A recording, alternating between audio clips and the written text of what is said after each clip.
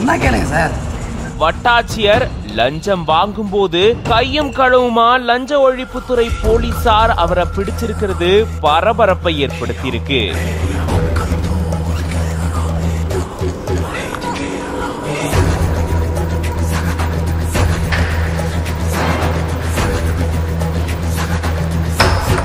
Railway துறை சார்பில் கையகப்படுத்தப்பட்ட நிலத்தினுடைய அசல கேட்ட நில உரிமையாளர்கிட்ட லஞ்சம் கேட்டதா கூறப்படுது.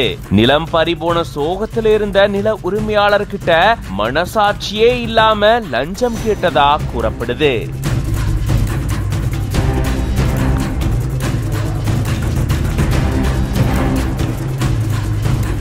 ராணிப்பேட்டை மாவட்டம் ஷோலிங்கர் குட்டை தெரு பகுதியை சேர்ந்தவர் கோவிந்தராஜன். இவருக்கு சொந்தமான இடத்தை ரயில்வே துறை கையகப்படுத்தியிருந்தாங்க. திண்டிவனம் நகரி ரயில் பாதைக்காக இவருடைய நிலம் கையகப்படுத்தப்பட்டிருக்கு. இந்த நிலையில இந்த நிலத்துக்கான உரிய தொகையை பெறதுக்கான முயற்சியில கோவிந்தராஜ் இறங்கியிருந்திருக்காரு. அதன்படி இவருடைய நிலத்துக்கான தொகைன்னு 6,27,080 ரூபாய் அனுமதி வழங்கப்பட்டிருந்திருக்கு. இதை தொடர்ந்து தன்னுடைய நிலத்துக்கான அசல் ஆவணங்களை பெறதுக்காக ராணிப்பேட்டை மாவட்ட ஆட்சியர் அலுவலகத்தில் இருக்கக்கூடிய திண்டிவனம் நகரி நில எடுப்பு பிரிவு அலுவலகத்துக்கு போயிருந்திருக்காரு கோவிந்தராஜ். அங்க இருந்த வட்டாட்சியர் மதிவாணன் அப்படின்றவரு அசல் ஆவணங்களை வழங்குறதுக்கு 6,000 ரூபாய் லஞ்சம் கேட்டதாகவும், தானே நிலத்தை இழந்துட்டேன், அவ்வளவு தொகை கொடுக்க முடியாது அப்படின்னு கோவிந்தராஜ் சொன்னதாகவும் கூறப்படுது. அதை தொடர்ந்துதான் 4,000 ரூபாய் லஞ்சம் கேட்டதா கூறப்படுது.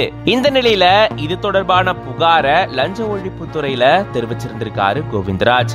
அவங்களுடைய அறிவுறுத்துதல் படி ரசாயனம் கலந்த நோட்டுகளை எடுத்துட்டு கோவிந்தராஜ் ஆட்சியர் அலுவலகத்துக்கு போயிருந்திருக்காரு.